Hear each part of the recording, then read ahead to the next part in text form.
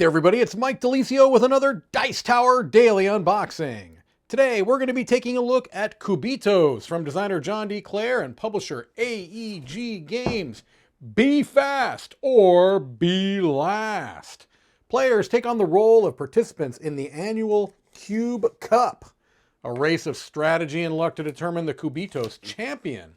Each player has a runner on the racetrack and a support team represented by all the dice you roll. A dice racing game. All right, well, I am intrigued. I am also intrigued by this cover. I don't know if this is what they're going for, but there's a distinct SpongeBob vibe to me here, almost. I don't think that's what they're going for, but for some reason, that's all I see. All right, here's our rule book. It's a relatively hefty rule book. I mean, I was expecting maybe a little bit less. All right, let's take a look through this. We've got our components here, our runner figures and starting dice, player boards and dice boxes, huh? Oh, so there's an assembly required. I will not be assembling those on camera. That could only lead to disaster. All right, here we go. We see an example set up here with all of our lovely dice boxes and our main board and our player boards. Okay. Champion Tours, Tour de Cube, and the dice overview. So apparently there's different ways of playing this game, different races and maybe different setups and things along those lines. Here's our how to play. You've got the roll phase where you draw, roll, move hits to the active zone, and you could bust if you potentially roll something incorrectly or roll something maybe too much or too little. I'm not sure how it works. We've got our run phase where you use abilities, resolve what looks to be some type of maybe an attack, determine total, I'm going to guess, movement. Then you move, you buy, and you discard. Okay. Then we've got the end of the game. When any runner figure reaches the finish space, it triggers the end of the game. Well, it makes sense. It's a race. Whoever finishes first wins. Additional rules here. Card clarifications. The stinky cheese card. Well, I think that's the one you got to go for. Lots of different cards and lots of clarifications for those cards. And then we've got our dice box assembly. Yes, I will not, again, be doing that. And then we've got our little overview on the back here. Also, a rule summary right here. Okay, well, this must be one of those cube boxes. Here I'm saying I'm not going to do it, and I'm kind of seeing it looks relatively simple here. I'm guessing it's just literally folded up. But again, I won't do that just because I want to focus on what we're looking at here. So we've got different race tracks, it looks like. Testing the waters here. Nothing goes right here. Still waters run deep. Ahead of the curve. All with different, looks like terrain and layouts of the track. I'm sure that can affect your dice runners.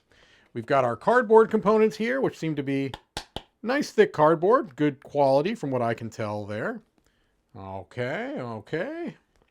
And then a lot of dice, but you know what? I'm saving the dice for last. All right, I'm saving the dice for last. These are the cube boxes, I guess. Yeah, the different colored cube boxes. Again, I'm not going to put these together, but there's a whole lot of those. You can see there's a whole lot of cube boxes here. All right, these are wooden. Let's take a look at these runner figures. These look to be screen printed wooden runner figures that move along that track. And then we've got a whole bunch of dice, which again, I'm going to save those for last because it seems like the main selling point of this game are a lot of dice. So let's save those for last. Here we've got some other various player boards. These aren't exactly paper. They're not exact. They're kind of a cardstock, but they do seem to have like a finish on them. That's nice. They seem like a little more sturdy than traditional cardstock. Like I said, there's a nice linen finish on there that I think helps it feel a little bit more substantial, perhaps. Okay. Let's look at the cards. Then we'll go through some of these dice. Okay, so here we've got our dugout, Batter Beaver, the Babe. These look to be different teams, obvious. Well, I guess it's not obvious. I mean, that's going to be my guess. Smelly Cat, Fast Cat, Catastrophe, Broken Cow. Wait a minute. Reckless Cheese. The cheese stands alone. The big cheese. Leader cheesing. Bad cheese. Cheese boy. Okay. I can see they're going for a very, very serious tone in this game. This is a game to be taken extremely seriously. Cutthroat world of Dr. Livingstone and Dapper Doggy. Okay, nice. Let's look at these dice. They are smaller than standard size. They all have the D6 shape, but they are all unique in their faces. So it looks like they are engraved dice. Nice. Okay. We'll look through a number of these. I don't know that I need to take them all out completely. You can just kind of see the different dice.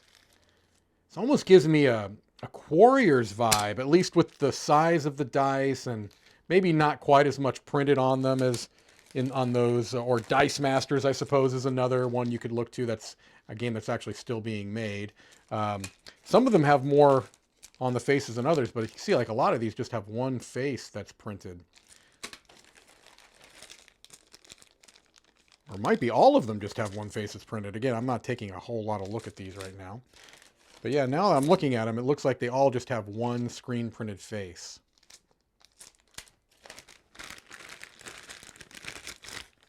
Here are the last two sets of those colored dice, and then we've just got a more traditional sized D6 here. I'll take this one out. Looks like there was a little bit of glare on that. There you go. All right, well, it's an intriguing game, you know, obviously a race game, but it looks like it's going in a slightly different direction on how it's actually implemented. That is Cubitos. Thank you for watching another Dice Tower Daily Unboxing.